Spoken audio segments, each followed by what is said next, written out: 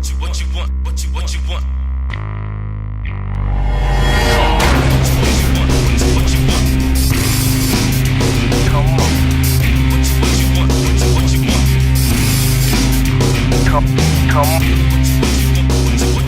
and what's up, everybody? Thank you for joining me on the Into the Voyd podcast. I am your host, as always, RJ Voyd. This is the Thursday, February 22nd edition, 2015. With me here today, actually coming back from a 2-week hiatus. With me here today is my good friend Matt. How you doing today, buddy? I'm great. You ready to talk some sports, a little bit of football, a lot of basketball, I'm assuming. Yes. Yeah, like I said, we came back from a 2-week hiatus. I was a little busy there, and really there was nothing to talk about the last 2 weeks. It was kind of there was little things here and there, but overall, dude, I was very disappointed with how much like actual sports news was going around.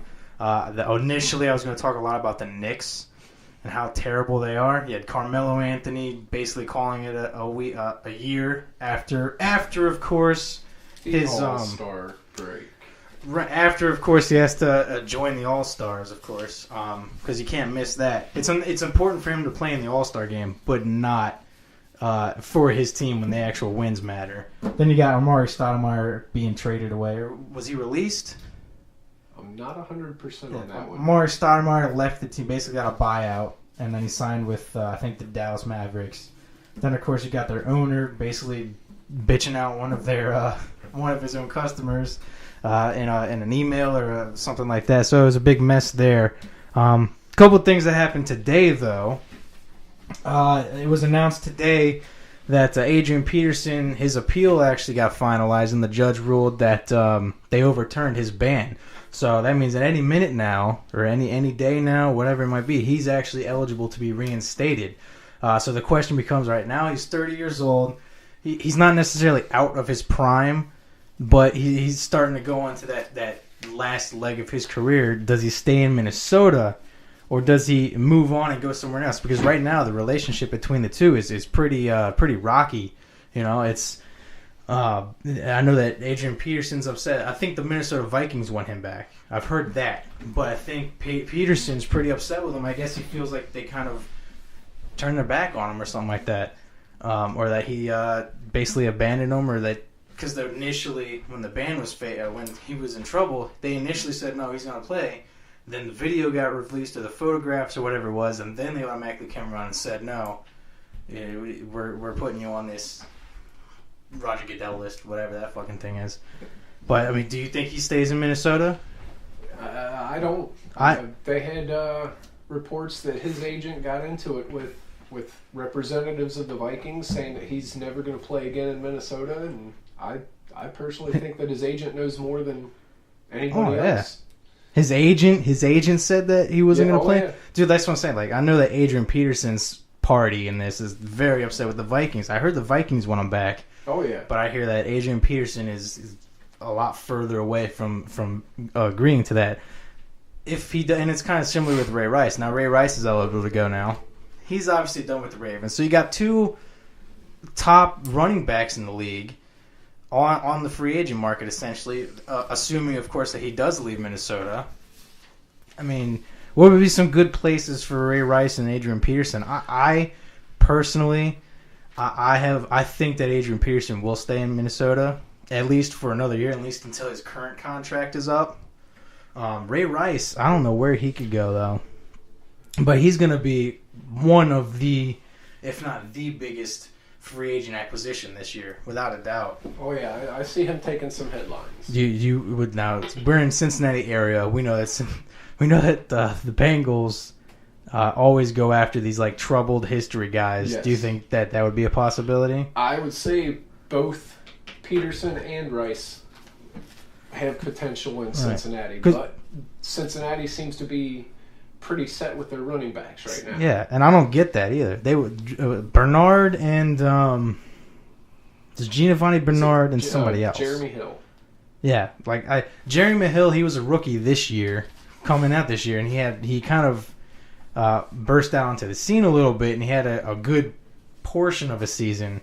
But I'm not sold on him. I haven't seen enough out of him. And then Giovanni Bernard, I don't see him as being like that top tier running back. I see him as like a kind of mid-level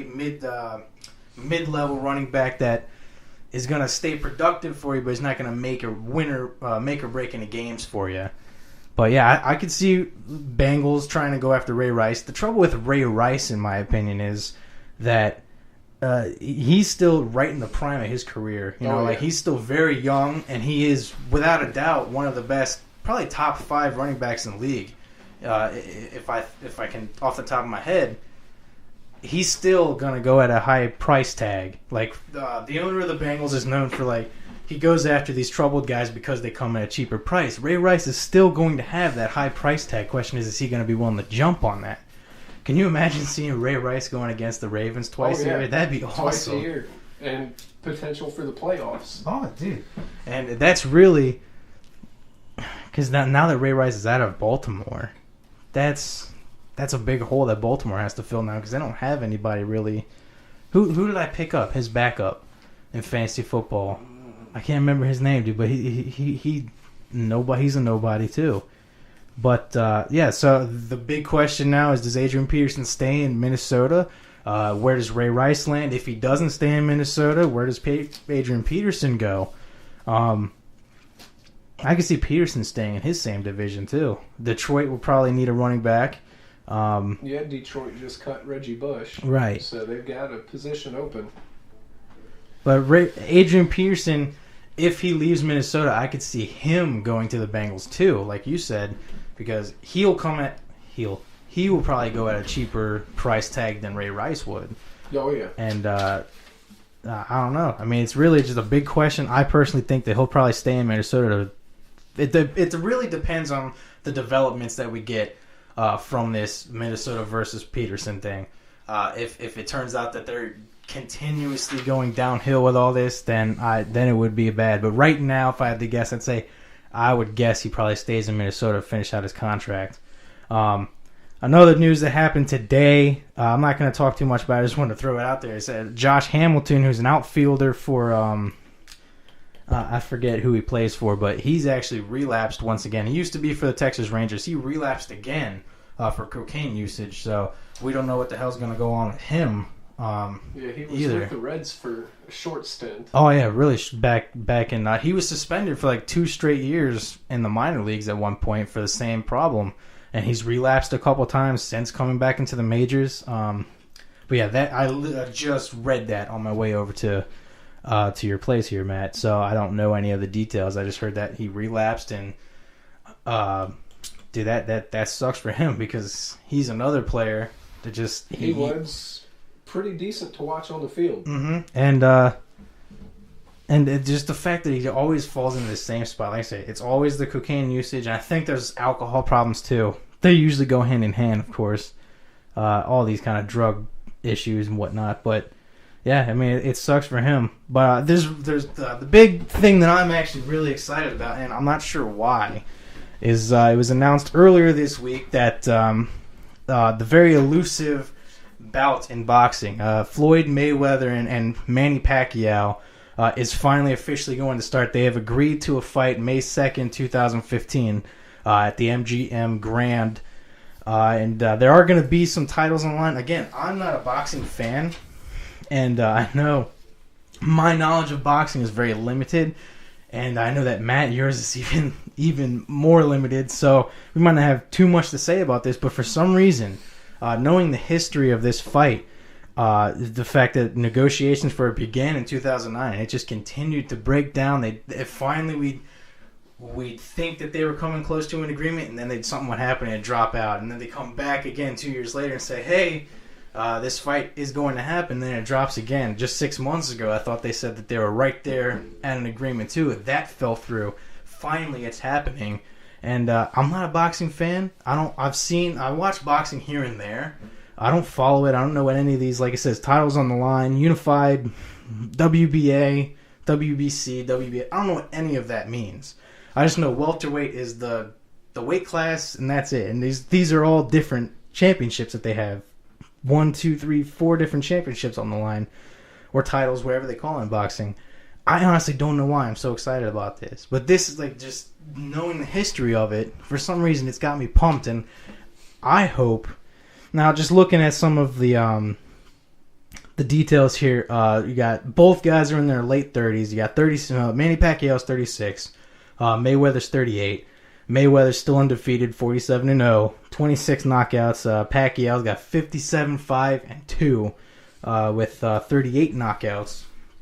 And for the longest time, both of these guys have been considered the top 2 pound-for-pound fighters. Again, whatever the hell that means. I think that just means they go in between weight classes pretty easily. They change weight classes, but the thing that I like about this, one thing that kind of diminishes the importance of this fight or how big it's going to be. One is because they're both somewhat out of their prime now. They're both kind of getting old. Mayweather's still probably, I think, the more talented of the two. Pacquiao, we've seen in his last few fights, from what I've been able to research and everything, he's kind of, his performances have not been as dominant than back in the late 2000s when he was in his prime. And I think that's going to diminish the impact that this match has. But I'm really excited about it. This match, as big as it may be, could be the resurgence of a boxing popularity. Because there was a time where boxing was huge, you know? Mike Tyson. Right, Mike Tyson, Evander Holyfield, and then even further back with Muhammad Ali and Joe Frazier, right. I mean, there was a time where boxing was the biggest sports, whatever you want to call it. Sylvester Stallone. Right. With Rocky. Did you see, there was a movie that was released a year or so ago. It was Sylvester Stallone and Robert De Niro's. They're kind of like, it wasn't officially Rocky versus Raging Bull, but it was kind of like a play on that, dude. I wanted to see that. It looked pretty interesting. But yeah, I'm really excited about this because I feel like this could be, first of all, it's not going to live up to the hype. It's impossible to, since this is 2009, so you're looking at 6 years in the making, roughly. There's no way that both of these guys would be able to I think the hype is going to be all completely media driven. I mean, just some of the things I looked at were that at the MGM Grand that they are actually rescaling the place to fit 16,000 extra tickets. Just for this event.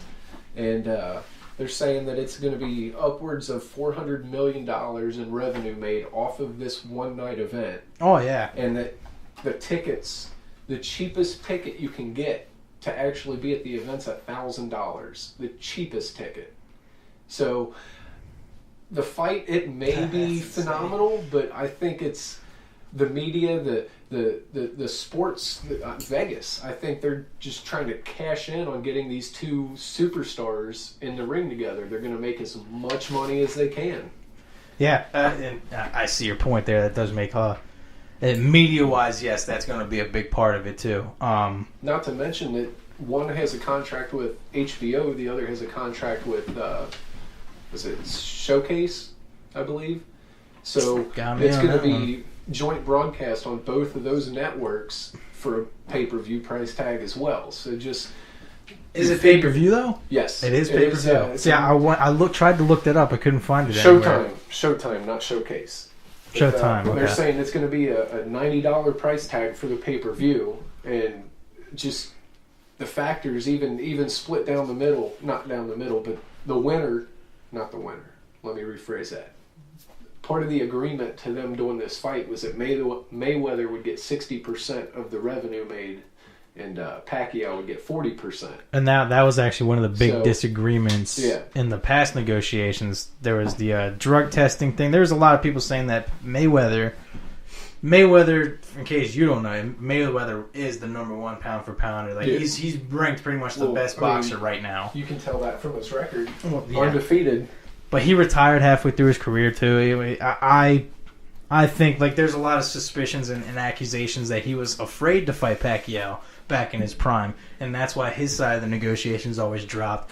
The drug testing thing with Pacquiao was a big deal. A lot of people were saying that he was unwilling to commit to the drug testing for the match because he was using or something like that. Nothing ever solid came out of that, but that was a big controversy as far as the negotiations go as well. But another negotiation was they couldn't agree. They wanted to split revenue. That's what they originally wanted to do. Obviously, it looks like Mayweather came out on top as far as that's concerned. I think Pacquiao finally just wanted to say, look, I just wanted to fight. I just want this to happen. Yeah. Because if Pacquiao beats Mayweather, regardless of the record, 47-0, 57-5, if Pacquiao can beat Mayweather, who's considered the best boxer in the world right now, that automatically, I think, throws him above Mayweather. That's what they're saying is the winner of this match will be the undisputed kind of the best boxer of the era. It definitely pound for pound, and yeah, like you said, the era that we're in. I think it's being billed as the match or the fight of the century or something like that. But yeah, for some reason, I heard this news, and I got really excited about it. I don't know why. I don't follow boxing. I don't know anything really about boxing. But yeah, I got really excited about this, and I'm not sure why. But that being said, let's move on to some basketball, which is for the most part your, we'll say, expertise. Well, real quick, yeah, just between that boxing match, who do you think's going to win? Who do you got your money on? Just because, dude, I just because I suck at making predictions, I'm going to say Mayweather, because it's bullshit, because whoever I root for usually loses. That's why the Jets suck so bad. Yes. So whoever I root for, and I want Pacquiao to win. If you're asking me who I want to win, I'm saying Pacquiao, because I think Floyd Mayweather is he's very unsportsmanlike. He's a very egotistical kind of personality, as far as I can see, and there's been a lot of controversies in him in the past as far as being I don't want to say cheating, but kind of taking dirty shots whenever they're necessary, like kind of a dirty fighter. And like I said, I don't like his personality. So I'm rooting for Pacquiao. That means Floyd Mayweather's probably going to win. I'm going to go with based on all my boxing expertise. Yeah. I'm picking Pacquiao simply because I typically root for the underdog. Yeah. And seeing as how he's only getting 40% of the revenue, and he's got a couple losses under his belt. Not to mention he and I like his name. Pac-Man. That's, like I said, all of my boxing expertise has been weighed. I'm saying Pacquiao. Yeah. Not to mention he's got something to prove with this too. Like I said, he wants to beat this guy so that he can be known as the best. If he loses, it's clear that Mayweather keeps that moniker. He's 2 years younger too. Pac-Man. I mean, like I said, Mayweather retired about halfway through his career in the late 2000s. Basically, he missed Pacquiao's big superstardom because he was retired. That's why these records are kind of, obviously Pac-Man's younger, but he has more fights under his belt. I think that could be a factor as well. But yeah. So, anything more on the boxing match that you want to say? I think we're good. I've drained everything I know about boxing. But like I said, dude, I really hope that, and I know I'm trying to move on to the next subject, but I really hope, I'd love to see this be the event that sparks that resurgence of the popularity of boxing, because boxing has died down so much in the past, 15 years, dude. In this past generation, I should say, that the history there, the fact that it's one-on-one. I like sports like that are one-on-one. I actually like tennis. I'm a big tennis fan too, because it's one-on-one. It's their stats versus yours. It's not a team effort. I like team sports too, but I like solitaire. That's you face yourself. 1-on-none. That way, if you lose, you have nobody to blame. That's right. But yourself. But it was also a new development happened yesterday. Now, this was going to be a very basketball-centric episode, and one of the big reasons that I asked Matt to be on here with me today is because out of all the four major sports, basketball is his go-to one. He likes basketball more so than anything else. I'm not trying to put too much pressure on you. That's fine. You're going to come on. I'm not trying to make you come Sweating on. bullets. But, so I knew that there was going to be a lot of basketball talk. But yesterday it was announced that Derrick Rose is injured again. And I say again with a very, very much emphasis. He tore a meniscus. It was his right meniscus. Right. Which was the injury he suffered last year the exact same knee, the exact same injury. He missed most of last year too, didn't he? It was either most of or it was all of. I know. It was a big portion of it. I don't remember if it was 2 years ago he missed the entire season or if it was last year. I don't think... Did they ever win the championship? Bulls? No. They haven't won with him, I mean? No. The last championship they won was with Michael Jordan. Have they been to a final? Finals? No. No. Derrick Rose, and I'm going to say this right now, he's obviously out the rest of the season. Well, yeah. That's what they're saying. They are saying that there's potential for him to come back towards the end of the season or in the playoffs. I think that's more or less... If it's not as severe, I mean, you figure how much he lost last year of the season, how many games are left this season. If he's able to recover that quickly, whether he plays or not will be based on if they make the playoffs and what seed they are in the playoffs. Because if they make it in as an 8 seed and they're playing the Atlanta Hawks, there's no sense in bringing him back if he's able to. They're going to lose. Right, and in all honesty, though, like we... Again, I was trying to say this before. I actually got sidetracked. I wanted you on here because you know basketball. Out of the 4, it's your favorite. Out of the 4, it's my least favorite. I follow it the least amount. But from what I understood, what I know about Rose is that he is, for the most part, he was supposed to be anyway. When he was first coming out and a couple years ago, he was supposed to be like the next Michael Jordan. He was supposed to be like the next big superstar that was untouchable in the league. And it just seems like every year now, it's been at least the last 3-4 years. It's been 3 years in a row, and that he's missed significant playing time because of injuries. And I don't want to say he's accident prone. I honestly don't know what kind of contract he's under, but as the Bulls, at what point are they going to just say, you know what? Yeah, let's try to get somebody else to take him and work on getting a different star in here. And that's what I'm saying about like the his talent. The level is apparently very high, but you can't. It's not going to make a difference if you can't stay on the court. You can watch the rest of the season. They're right now, as of last night, they were the 4th seed. They had just given up the 3 seed to the Cleveland Cavaliers. This was after he was injured. Yeah, this was because he did not play yesterday. Okay. So they were the number 3. Cleveland was number 4. They lost. So those 2 teams switched spots in the seeding. So, I mean, just watch. I mean, they're a 4 seed right now. Watch how they drop down the rankings the rest of the season. I mean, that's how much of a factor Derrick Rose is when he's on the court. Okay, that's healthy. That answers one of my questions. I was going to say, like, do you think is he really that good? Because I heard that obviously he's supposed to be great, but I even heard this year, because he was coming back from last year's injury, I even heard this year that he wasn't playing to what everybody expected him to play. Like there was a lot of analysts and sports talk people saying that he was playing almost as if he was afraid. Like he was just favoring. Kind of like how Carson Palmer when he came back for the Bengals after his leg injury. And I don't know if there's any truth to that. Yeah. But I mean, from what I understand, he never came back to what he was a couple years ago.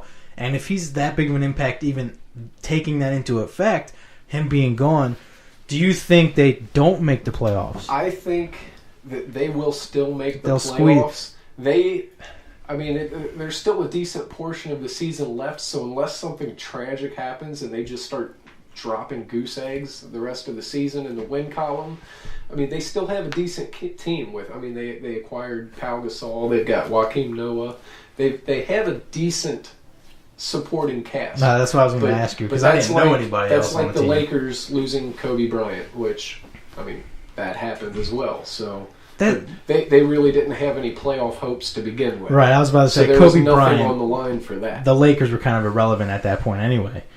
Kobe Bryant's saying he's going to come back next year too. Do you think that's a good thing? Just asking off the top of your head. You know? I think he's up there in years. He's not doing the Lakers any favors. No. I mean, especially with the money they owe him. Yeah. I mean, I could see, just like Michael Jordan. He left the game, went to baseball, he came back, he retired, he came back. He's got the love of the game, but, I mean, he's not doing him any favors by sticking around. Yeah. Did you see what he said about your boy, Shaq, a couple of weeks ago, about a week or so ago? Kobe? Yeah, he was being interviewed about I guess his injury now, and their question came up was like, your relationship with Shaq back when Shaq was here, what was it like, or did you guys get along? They asked him some question like that, and he basically called Shaq out, saying that he didn't work hard enough, or he was kind of like a lazy person. He relied on just his physical ability to win games. And I know that you're a big Shaq fan, so I wanted to see what you thought about that. I mean, he can say that, but I mean, if Shaq wasn't with LA, I really doubt Kobe would have as many rings as he does. I would say 3 of those rings that he has would not be in his possession right now. Shaq was a big difference maker. Oh, yeah. I mean, even if he had they didn't win when he played in Orlando. They did not win the championship when they matched up with the Houston Rockets in, I believe it was 94, 95. But they were in the championship title. You're going way back for me, pal. I follow Shaq. Trust me.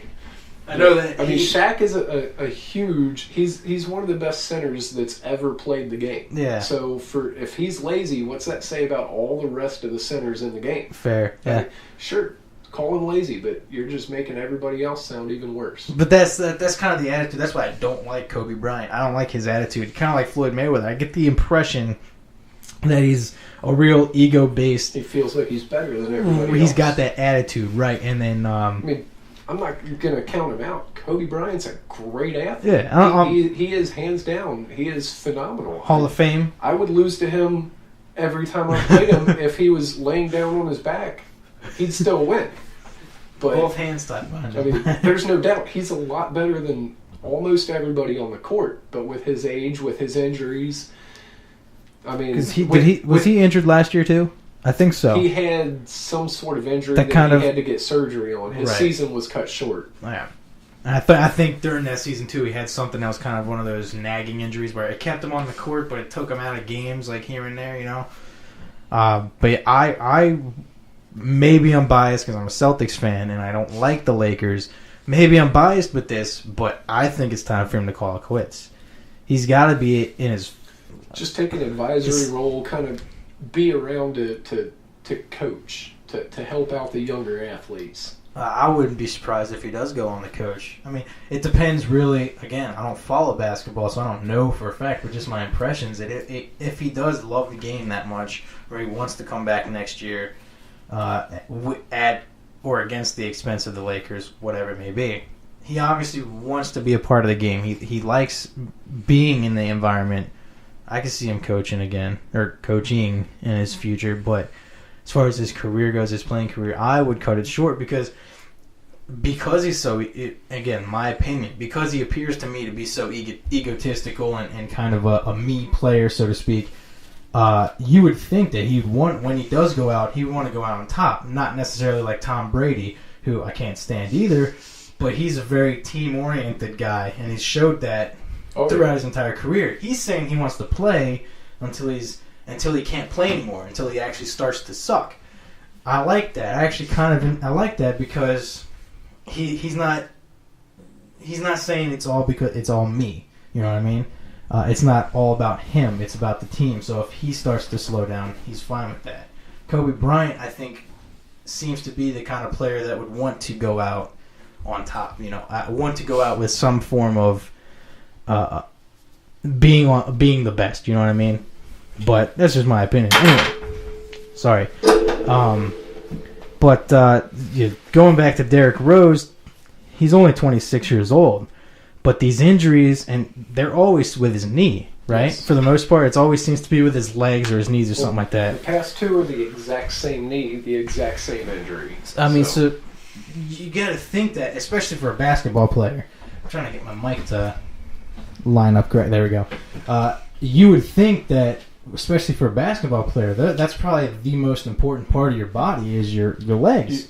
Oh yeah. You're putting so much. You're putting so much pressure on those body parts, and we're seeing a very similar thing with Kevin Durant, where he's starting to, all his legs are always starting to get beaten on him and injured. He's out now, a lot shorter of a time, of course, but it's really showing that once these leg problems, once these leg injuries and stuff, if they don't go away, if they keep coming back, that could mean that Derrick Rose's maybe not his career, but his relevancy as like a big time player. It'll drop him from an all-star to a role player. Right. I don't know, dude. I mean, it's a shame because, like I said, I've heard, from what I understand, he's a very talented kid, but if he can't stay healthy, man, at what point, like you said, what point does Chicago Bulls say, look, let's just send him somewhere? You gotta figure, have they gotten their dollar value back from what they've spent on him the past 3 years? Send him somewhere, get as much as you can for him, get him off your slate, and then just, I guess, try and start over, you know? But there's some people have said, some experts, analysts, whatever you want to call them, they're saying that this clearly hurts, and you even said this clearly hurts their chances of making it to the finals. Oh, yeah. I believe they'll still make the playoffs. Right, because the Eastern Conference is so in the better half. It'll be, I'm guessing, 7th, 8th seed. Yeah. Because you said they have Noah and Gasol. Pau Gasol, right? Yes. And so those are two names that, you know, I recognize, I've heard, but I don't know too much about them. But with the Eastern Conference being so weak, so you got Atlanta, who's playing pretty freaking great right now. And I did not see that coming at all. Dude, name one person on their team. I can't. I mean, they don't have that star player. The leader in the West, too. The Warriors. Dude, that came out of nowhere, too. Yeah, I agree. They have the best record right now, too. Yes. They are contending right now with the Chicago Bulls, the famous 72-10 record. They have 10 losses right now, so I doubt they'll finish out the season. Oh, so they have to go undefeated. They have to go undefeated the rest of the season to tie with the famous 72-10 Chicago Bulls record with Jordan. But, which year was that? Do you know? Late 90s? Not off the top of my head, but Steve Kerr, coach of the Golden State Warriors, he played with Jordan when they got that record. So I mean, he's been there before. He's done it. Steve Kerr is their head coach. He's the Golden State Warriors coach. But going back to the Eastern Conference there, so you got Atlanta, and you got Cleveland, who's kind of on and off, it seems. They're on now. You've got Atlanta, Toronto, Cleveland's now the 3 seed now. Then you've got Chicago as number 4, and then filling out the rest. It's very weak competition. Yeah. So their ability to get into the playoffs and still make it, like you said, I mean, they don't have too much competition on their hands, but once they get into the playoffs, if you got to if you got to play a team like Cleveland or Atlanta or the 76ers, Toronto Raptors, my bad, 76ers. Yeah, no. Terrible. Not going to happen. Not as bad as the Knicks, though. But yeah, if you got to play those teams, you might be in trouble, but they could still find themselves making it a round or...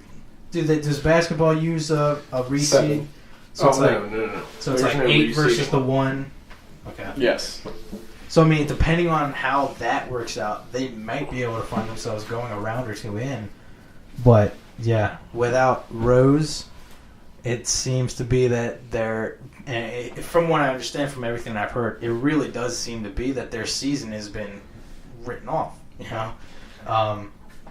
A lot of people are saying that, you know, this is pretty much over for it.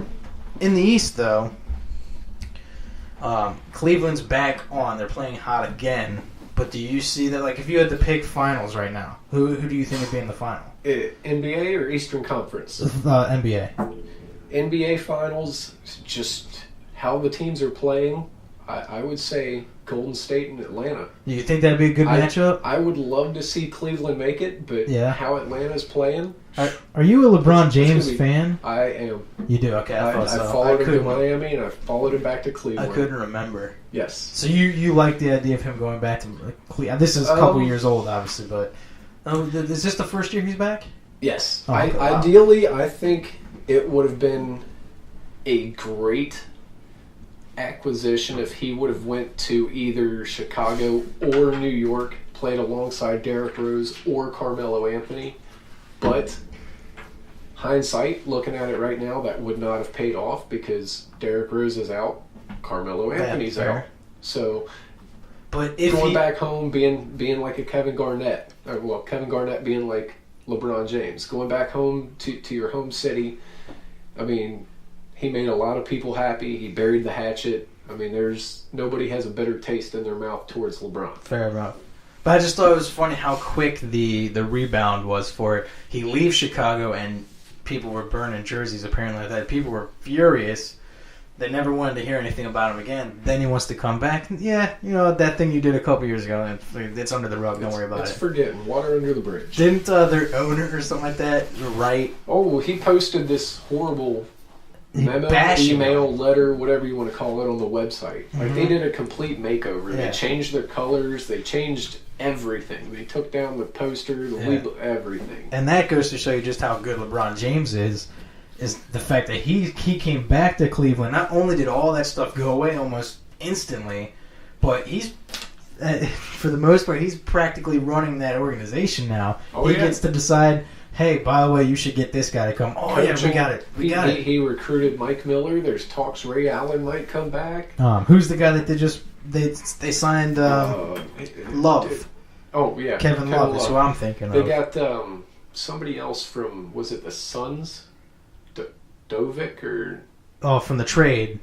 Yeah. The trade. Dragic or something like that. Yes, something like that. Some weird guy. Some weird name. But yeah, I've heard his name dropped quite a bit too. But who they already had there? Kevin Love. Well, they lost Anderson Varejao. To get Kevin Love, they got rid of Wiggins. A couple of young guys. He's actually turned out to be pretty decent. I can't think of what team he went to. I believe that was like a 3-team trade. I can't remember what the third team was. There was a record-breaking trade deadline, I think, for like the most transactions. Yes. But talent-wise, then going into you said Atlanta and Golden State would be a pretty interesting matchup. But talent-wise, again, I don't know this off the top of my head, but I can't think of any Atlanta Hawks starters, No. And with talent-wise, that means you would think that Cleveland, when it comes time for the playoffs, Cleveland's more built to win when they matter, right? I would say who I think will be in the playoffs will be Golden State and Atlanta in the championship. Who I would like to see, Cleveland in the East, and out of the West, I've got 2 teams I'd like to see. I would like to see like a rematch between LeBron and the San Antonio Spurs, or for some reason I seem to be a Dallas Maverick fan. Yeah. So I would like to see kind of another Miami Heat like Dallas Mavericks matchup. So it'd be a LeBron versus Dirk, or a LeBron versus Tim Duncan. I would be set with either of those 2 matchups. The Spurs are the ones who won last year, right? Yes. They haven't really been playing to the same level, though, right? They've kind of taken a step back. Nobody's playing even remotely good when you're going up being compared against Golden State right now. Yeah, I don't know what happened to that team, they're in the playoff runnings. But, other injuries you've got in the NBA you've got Chris Bosh, the blood clots in his lungs. He's out for the season. I've heard terrible things about that. Well, there's been players that have died. Yeah, so that's what I'm saying. It's not something to take lightly. Yeah, man. It sounds like his is not as severe. Right. But is it official that he's done for the season now? Yes. I thought so. He's out. So you got just an old-ass Dwayne Wade then from that team. You've got Dwayne Wade, who's got, I believe he had knee problems, if you remember, that limited his playoff time. So last year? It was last year and the year before. Yeah. You've got Miami same Heat situation. As a legs. Miami Heat as a whole is the 7th seed as of right now, with Chris Bosh being out. I say they don't have a postseason at all. I'm saying they're going to lose. It'll probably put the Charlotte Hornets up in the 8th seed because right now they're ranked number 9. Do you think it's a safe bet to say that the Western Conference comes away with the championship this year, considering how freaking stacked that conference? Or do you think that that's going to work against it? Everybody seems to say that the West is the strongest conference, and just based on records, yes, but I think there's more talent in the East. Like more individual players? And I think there's more all-star talent in the East, personally. Fair enough. Yeah. But like, with the West, do you think, all right, so with how good the teams are in the West, do you think that could work against them in the playoffs? Like they have longer series, they tire themselves out a lot more? by the time whoever team gets to the finals. I hate to say it, but just with the way Golden State's playing with Steph Curry, I mean... Yeah, that kid's a beast, man. Right now, I can see them winning. I don't know if it's happened in the NBA, but I could see them doing clean sweeps. Throughout the entire every one? Single round. I could see that. Well, I thought... they're playing lights out. I mean, I can't remember a time I've seen a team this good. Yeah. Like, since I actually started following basketball. There's, I had something I wanted to say. I forgot completely what it was. There was... Dude, I lost. Oh, yeah. I actually thought when Dallas Mavericks picked up Rondo, I was looking at their starting five. I thought that was going to be an awesome acquisition, but now it doesn't look like Rondo is really fitting in with the team because he's having a lot of trouble there. He started off hot. I can't remember, but the Mavericks just picked up another... I think it's Mark Stoudemire. I think they just bought him out and he went there. That might have been it. As kind of like a sixth man, kind of a guy for veteran status on the team. I thought they were going to be real competitive with the addition of Rondo. Well, they're still in the playoffs. Yeah. I'm not saying that they're out. But I think it's... I mean, I really don't know much to say. They've got a decent team. Just... Anybody that plays with Dirk Nowitzki is a good athlete. I mean, I'm sold on him. Like I said, I don't know why, but I seem to always be rooting for the Dallas Mavericks unless they're playing. I really like their owner. Mark Cuban's a badass. I love him. He is my favorite owner of any sport. Yeah, exactly. He is the most visible. He's the most visible. He's the most vocal. You know who he is. He's down to earth, but this is like his whole gimmick is that he's one of the everyday guys. You know. Yeah, the whole ordeal during the playoffs last season with the Clippers owner, and I was like, who? But I mean... What, the whole racist comment thing? Donald Sterling. Yeah. And I was like, I couldn't have told you who Donald Sterling was at all. But I don't recognize his Mark names Cuban. either, I know who he is. I know what team he owns. I could point him out in a crowd if he was just walking down the street. But... I mean, I love owners. He's the like ultimate that. fan service owner. Yes. Like he's the player's owner. I mean, but he's in it for like the passion and the fun too, not just the revenue and the whatever they get back on it. I'm sure that's a big part of it, but shit, you know how much money teams like that make? That's crazy. But you want to stay on injuries? Yeah, go for it, dude. You got you hinted earlier about Carmelo Anthony and the All-Star break. That aggravated me. That does seem kind of low. I mean, why do you decide? Like, first off, my season's over, but do you know I think I've got enough to play in the All-Star. So, like, putting it right there on the table. What do you think about Carmelo Anthony? Do you think do you like him or do you dislike him? Or you don't really have an opinion? I don't have an opinion towards him. I don't personally think he should have stayed in New York. I think he should have either gone to L.A. or Chicago. I love Phil Jackson, but the whole situation in New York now, nothing is working out. Nope. Nothing. That's what I said. They got Amari Stoudemire, I think, was really, in all honesty, the only... He wasn't playing great. He wasn't producing great numbers or anything like that. But personality-wise, he was really the only player that you could look and watch on TV and say he's really one of the only ones that's actually legitimately trying. But not that this really makes a difference. But the Knicks right now, their record's 10-46. Yeah, pretty. Is that the worst? That is the worst record in the NBA right now. And the weird thing that you want to take home with this is out of 10-46, they have not won a single game that Carmelo has not played in. Each of their 10 wins, Carmelo's been on the court. Yeah. So with him out for the season, are they just going to finish at 10-72? Well, I'm sure that they wouldn't mind. I'm not saying that he's a big factor. 10 wins is not anything to be impressed with. No. I mean, I don't think it's anything to argue that he's not a top-tier player. He's still a good player. But he definitely, again, same thing with a similar thing. You can't, I mean, even it was shown in Cleveland with LeBron. You can't win championships with just one all-star. And that was part of the reason with going to Miami. You surround yourself with other caliber players, and look what happened. 2 out of 4 years they got championships. They were in the Eastern Conference Finals 4 years in a row. or in the championship 4 years in a row. A big factor of that, though, is, like you just said, getting other superstars around you. The problem with Carmelo Anthony, he's all about the money. So if he's going to force them to pay him the big bucks and limit... Who are they going to put around him? Right. They're going to limit who they can get around him. I mean, Plus... You just got to hope that you get lucky in the draft and get some decent talent. Which leads me to, there's a big questioning right now with I think, tanking. 76 is where the main focus, but do you think that both of these teams now are... Do you believe in tanking? Like, do you think that teams do that on purpose, lose? I would like to believe that it doesn't happen, but with how bad either of those teams are playing right now, I mean, is it really...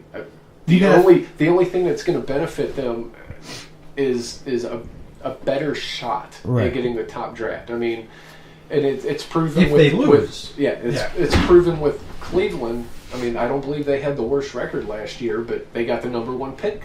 So, I mean, it's not like a normal NFL draft. The worst team doesn't get the first pick. I never understood that lottery thing. I personally don't like the lottery. I think it should be reversed order standings. Exactly. I think it should be the worst team gets the first pick. And in that case, yes, I would say tanking might be more relevant than the NBA with the lottery system. There's no guarantee that if you have the worst record, you're getting the first pick. But how's that system even work, though? Like, I've tried reading about it. I don't understand it. I really honestly don't know the specifics, but it's like pulling lottery balls out. Right. The worst team has more balls. That's what I was able to get. More of a chance to get their team drawn for the first pick, but it's not a guarantee. But with those teams, but also, like, if you look at your record and you're, 10 and what? Right now, the Knicks are 10-46. If you look at your record, obviously you're not making the playoffs. You're pretty much a joke as it is. Might as well lose the rest of your games. The only incentive I would have as a coach, as a player for the team at 10-46, is trying to spoil any other team's hopes of making the playoffs. That's what I love about the teams in the NFL. Come week 17, you're not in the playoffs, but hey, guess what? It all matters. You're playing this team that needs to win to get in the playoffs. Let's ruin that. Yeah, I like Maybe that. Maybe that's the cynical side of me, but I mean, I like having something to play for, even if you're not going to be. And that's the best part about that second run of the NFL season is the fact that everybody's playing for something, regardless if you're in or out. Yeah. They're always playing for, sometimes it's individual stats. If you're on a team that sucks, but you're one of the best wide receivers in the league, you're going to be playing for that, trying to make yourself known in the league.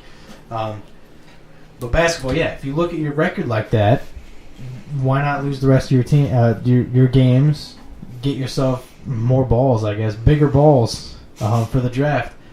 But it's a big. But tanking, the idea behind it, and I'm bringing tanking up because I've been hearing a lot about it. Regardless of what sport, I don't think it's going to matter if it's the NBA. You can tank in the NFL too. I mean, there's nothing stopping you from.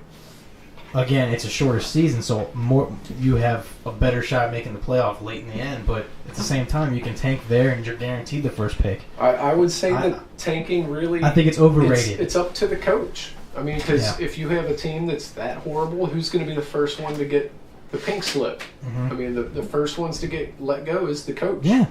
I mean, and you see that turnover after every season, during the season, every single sport. I think the concept... So, as a coach, if you've got the guts to tank to try to get a better draft pick, you better hope that your job is secure and your owner is on board with it. Yeah, that's the big...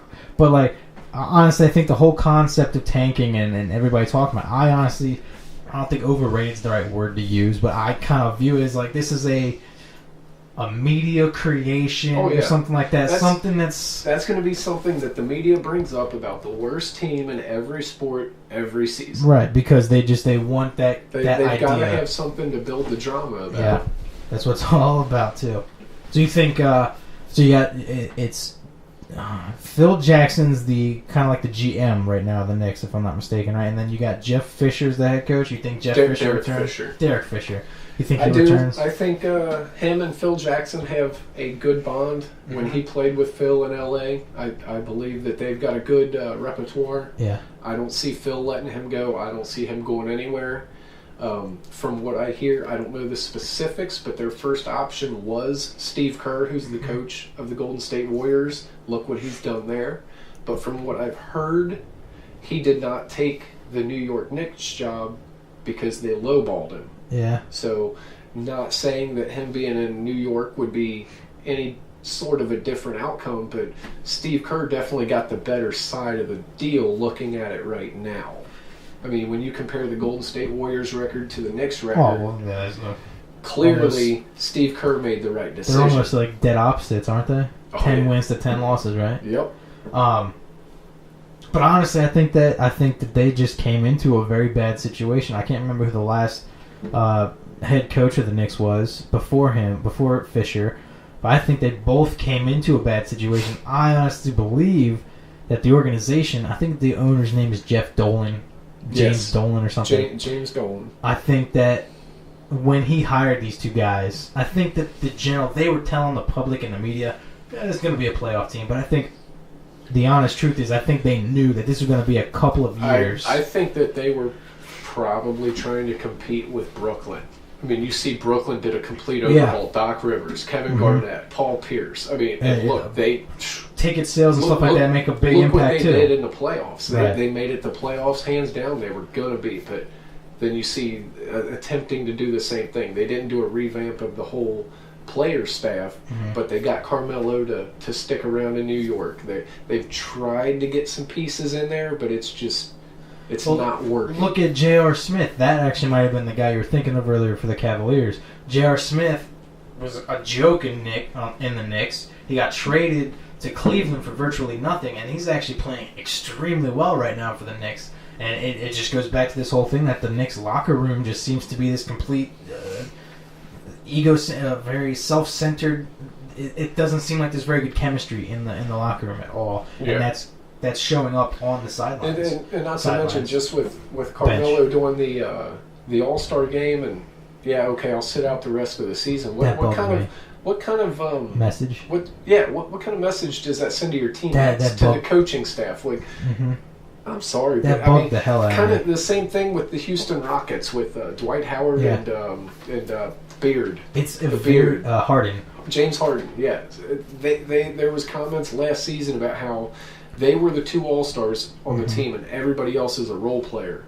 And I'm sorry, but you two players will win not a single game if the other role players don't do a damn thing for you. And I hate to admit this, and it's sad to think about, but the NBA really is a superstar-driven league. It's not run by the owners or the head coaches. It's run by the players that are these big marquee names. By the LeBron James, the Kevin Durant, the Kobe Bryants. Even the people named Carmelo Anthony who are pulling the wool over everybody's eyes. You can't win a team with just one guy. Correct. They can make a big difference. Everybody wants to say that Michael Jordan did it with the Bulls, but what was Scottie Pippen? What was Tony Kukoc? Dennis Rodman was there. Like, I'm sorry, Jordan was the all-star player on the team. He was the leader, hands down. But he was not the only star on the team. Derrick Rose is pretty much the star of the Chicago Bulls. They don't really have any other superstar level players. He was there. He was really the only one. They never won. Regardless of his health, they still never made it to the finals. They never won the finals. You told me that earlier. So you can't do it with just the one player. And it really irked me about Carmelo Anthony. We're going to try and wrap this up here in just a few minutes. But the thing that irked me about Carmelo Anthony was the fact that this was an injury that was apparently bugging him for months before the All-Star break. And he was just kind of like, I'm not going to play this week. I'm going to rest it this week. Yeah. All of a sudden, All-Star weekend comes up. He's like, no, I'm good enough to play. And then instantly, as soon as All-Star weekend's done, boom, I'm shutting it down for the year. It was the Carmelo Anthony. If the Knicks are going to rebuild, they got to rebuild without him. I don't care how good he is. He's got to go if the Knicks are hoping to improve on their team, because I guarantee you that he is one of, if not the biggest reason for their morale in the locker room. I say get rid of him, see whatever kind of price tag you can get for him. Use your pick in the draft, pick a good kid. They're probably going to get the first one. I don't understand how that works, but they'll probably get the top pick.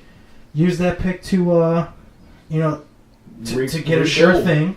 And then everybody likes to throw that rebuild term around. So. Right. Well, with the Knicks right now, I think that's what they need to do. They need to do that. And I think when they hired Phil Jackson and Fisher, I think that they kind of had a 3-4 year plan. Yes. I have a hard time believing that the front office people thought that this was going to be a playoff team or like a competitive team. I think they knew that they were going to have to wait. It's going to be a couple of years before they can kind of put things around, even though they're worse this year than they were last year. But I look at that team, and it's a disgusting situation over there.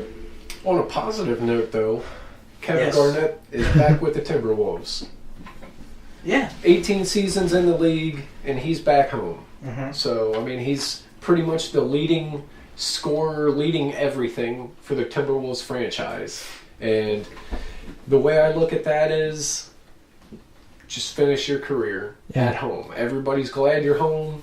End it on a good note. Don't drag it out. Don't go play for this team one year, this team the next, this team the next. Just you've had a great career, and you're back home where you're going to be retired as not only a team Hall of Famer, but an NBA Hall of Famer. Don't tarnish your record with just pointless statistics seasons, that are going to lower your point value and all that. And I think I mentioned this earlier, maybe off recording here, but I think that was probably a big factor in why he wanted to go back to Minnesota. And there's actually rumors that he might pursue coaching for the team after this year. I think it's pretty much set in stone that this is his last year. He's going to retire after this year. I just think that he might try and go coaching as well.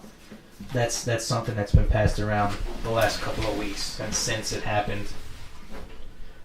Anything else, man? You got your own notes there? I do. I've got two last things I want to touch on. It's news, but it's not really news. We've got... Doesn't matter, man. Doesn't matter. It doesn't matter at all, but I'm still going to bring it up. We've got our boy Michael Sam, who apparently is slated to be on Dancing with the Stars, and my one comment about that is, I thought they were Dancing with Stars. What has Michael Sam done? I mean, as far as I'm concerned, I know his whole backstory. He's not a star yet. He's an athlete, but he hasn't done anything. If he wasn't gay, if he didn't come out I really don't have a problem. He would be nobody. Exactly. He would just be another no-name guy you never heard of that got cut from a team. It's one of those media things. Right. So the only reason we know him is because Oprah wanted to do he came out of the closet. Mm-hmm. He was the first openly gay thing. Again, if he wants to be gay, let him be gay, but that doesn't mean...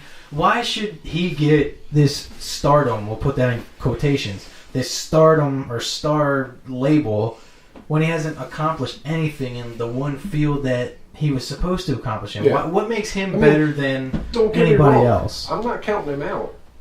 I would love to see him actually have a career in the NFL. Yeah, that would be awesome. I think that would do something for the gay community. Yeah. It would give...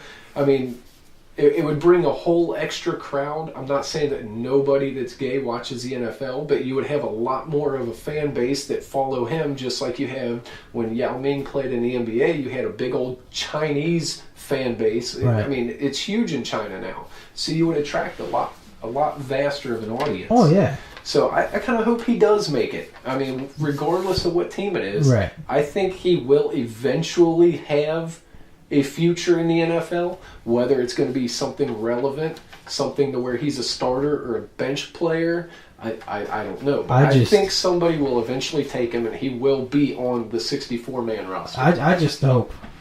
But as for Dancing with the Stars, I don't think he's a star yet. So it's again, like you just said, it's a media thing that they picked up on. And the thing about that is that it wasn't even like NFL, like sports media that was attacking it. It was the outside stuff. Yes. Yeah, CBS. The Oprah Winfrey wanted to do a show on him. All that goofy stuff. And if it wasn't for that, he wouldn't have been anything that you hear about. And I really hope that this isn't going to happen every single time an openly gay player goes into the NFL. The one time it should be exciting is when that player has a stellar career or something like that, or when he actually makes his way to that level. I don't understand why this whole, you want equality and all that, why does it need to be announced in sports that this person is coming out of the closet, or this person's gay, or why is that even a factor? That does not change how you play, how you do your job. It's how you're perceived. Just who cares? I think that, in all honesty, I don't know. I don't remember. I've never heard him interview. You know, I don't know anything about his personality aside from the fact that he's gay, right? I think a lot of the idea behind him coming out openly right before he happened to go into the draft and everything to make this big to cause headlines. To cause headlines. I think that probably had a lot to do with his agency and like his publicity people. They know what's going to cause him to be well known. They know what's going to get him the most recognition. So they're going to exploit whatever they can out of him. Obviously they get paid if he gets paid. Right, exactly. So I think that's a lot to do with it as well. Again, nothing against the kid. I know that he had a very successful college career. But that does not mean that he's going to be anything special in the NFL. The vast majority of college athletes don't amount to much in the NFL. The ones that get drafted, right? I mean, the vast majority of them. He got drafted in the 7th round, like 10 picks away from being the final pick. You know, yes. And he got drafted by the Rams, and it was this big thing, like, oh, he got drafted, he's the next star, and it just aggravated me that. That's the perception that they were putting on it. He's a 7th. How many 7th round picks do you know that made anything? Tom Brady was a late round. I don't think he was 7th round, but he was a late round pick. I want to say Tom Brady was like 5th? Yeah, 5th or 6th. You got very, very few players make it out of that 7th round. He was in the 7th round for a reason. People will argue that it's because of the distraction that nobody wanted him, which I could see a little bit of. But that pushed him back 1-2 rounds max. There's a reason why he was drafted there. If they would have drafted him in any of the other rounds, it would have been a wasted draft pick. He hasn't amounted to anything. If he was a first-round talent, he would have been picked in the first round. Yes. I mean, I don't think any team is going to pass on a sure thing just because you're gay. And so I just feel like he got all this attention. It was unjustified, I guess I should say. I think it was pointless. It was all a media-driven creation. Oh, yeah. Okay. Go ahead. And my last subject is short and simple. Aaron Hernandez. Oh, yeah. Guilty. That's all I need to say. Guilty. This doesn't need to go out to court. It's not needing to be any O.J. Simpson. Long trials. He's guilty. He's being tried for 3 separate murders. Yeah, I was about to ask. I really doubt the cops in Massachusetts are that horrible at the job that they would get the wrong guy for 3 murders. And it's the same guy. Mm-hmm. I mean, dude, you need to cover your tracks better. No doubt. I mean, not even that. Or stay out of trouble. If you're going to be in the spotlight. All I'm going to say is Aaron Hernandez, he's guilty. Everything I've read on it. And trust me, I liked him. He was on my fantasy football team. He was great. You know what I was rooting for him. You know what really sucked is that he and Rob Gronkowski, probably easily at the time, the 2 best tight ends in the league on the same team, without a doubt. I don't even know if there's part of me that actually believes Aaron Hernandez might have been better than Gronkowski the way he played while he was there. Not now, obviously, because he's not. Is he banned from the league for good? I think so. I don't think he's banned. I know that the Patriots cut him almost immediately upon finding out that he was arrested. Yeah. As far as actually never being allowed to play in the NFL again, I think will depend on what the outcome of the trial is. But after the whole O.J. Simpson thing, I believe that the court system is not... Yeah, those are your neighbors? Yeah. Wow. The court system is not going to allow another murder from an NFL player to slip through the cracks like that. Especially if it's pretty clear that he is guilty. It's like Ray Rice, obvious. Ray Lewis was kind of he was never convicted, and there was a lot of speculation, questioning around it. So they were able to look past that. But 3 murders. Yeah, I agree with you, man.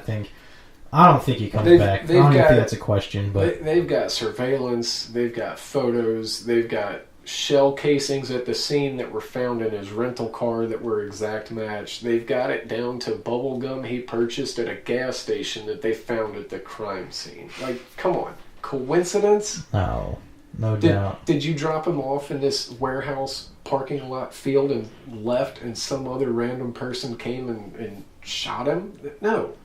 Yeah, you're guilty. Yep. That's it. But yeah. Now, while I close this out, I'll first off, thanks for joining me here today, Matt. My pleasure. I really hope you enjoyed it. It'd be cool to have you on again sometime. If you had to guess, how long do you think this recording's been? This episode? I would say 72 minutes and 37 seconds. That'd be an hour, 12 minutes. Okay, I was about to ask you, what does 72 break down to? An hour and 5 minutes. Ooh. Did it fly by? My internal clock was off a little bit. Yeah. Actually, I was surprised you guessed higher. Dude, when I do this, it usually flies by pretty quick. Man, we probably bored some people today. I don't think so. I honestly think we... I was excited to have somebody else in here so that it's not just me talking. I honestly feel like I do bore people if it's just me speaking by myself. But thanks you all for joining me. Thank you, Matt, once again for joining me. Closing out here, a few notes. Thank you to Kevin MacLeod at incompetech.com. Pardon me if I mispronounced your name. He's to thank for all of the music credits. Today we only used one music, but go to him. He's got a lot of royalty-free music, free of charge. All you gotta do is give him credit for it, and to use in your podcast, your videos, whatever you want. Go to our website, intothevoyd.weebly.com, to check out all the updated episodes of the podcast, as well as blog postings. I'm gonna try and get on that a lot more lately, or a lot more in the future than I have been. A lot of fun there. Let me know what you think. Comment, subscribe. Feedback is what I want from you guys. So long as if I know what you guys like about it, that helps me make the podcast better. You can find the podcast on iTunes and Stitcher. Just search Into the Voyd. That's Void with a V and a Y. I was going to mention that because the way you said it, VOYD, makes it sound like VOID. So yeah. Yeah, Void. That's how you spell Void, right? See, I thought that was a little play on the imagery there, but when you look at it. Anyway, thank you guys. That's all I got for you guys today, and be on the lookout next week. I'll be hopefully back to my regular schedule Mondays. I have been considering switching to maybe the weekends or like just later on, because Mondays after I get off of work, some Mondays I'm just fucking exhausted, and it's hard to bring myself to do the podcast. But next week I'll try and get back to my regular schedule. I will have an episode next week, though. If it's not on Monday, it will definitely be someday during the week. But after that, you guys missed out 2 weeks in a row without me, so you got a whole hour here for the show. Double long. Yeah, there you go. Today. Not double, but yeah, you got a little extended sneak peek at what it's like. I have no clue.